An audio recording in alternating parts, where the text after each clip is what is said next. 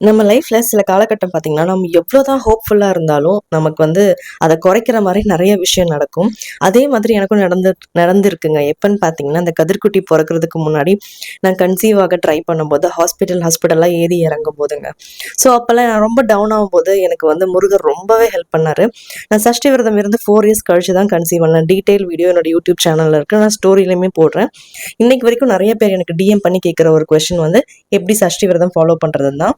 So அந்த video பாருங்க. தேவைப்படுறவங்களுக்கு கண்டிப்பா ஹெல்ப்ஃபுல்லா இருக்கும்.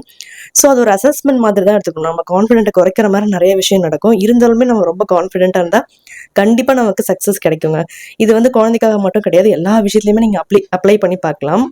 இன்னைக்கு ஜூன் 1 சஷ்டி விரதம் இல்லையா? எங்க வீட்ல படையெல்லாம் நல்லபடியா முடிச்சு, கதிர்க்குட்டி நானும் சாமி கும்பிட்டுட்டோம்.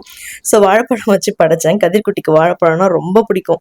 ஸோ அப்படியே ஈவினிங் போல அவனுக்கு ஊட்டி விட்டேன். கதிர்க்குட்டி இப்பலாம் பார்த்தீங்கன்னா, அவனுக்கு தேவைப்படுற அளவுக்கு சாப்பிட்டுக்குவான். அதுக்கப்புறம் பார்த்தீங்கன்னா, அவருக்கு பிடிக்கலனா அப்படியே கைய தள்ளி விடுற அளவுக்கு பெரிய ஆளாயிட்டாரு.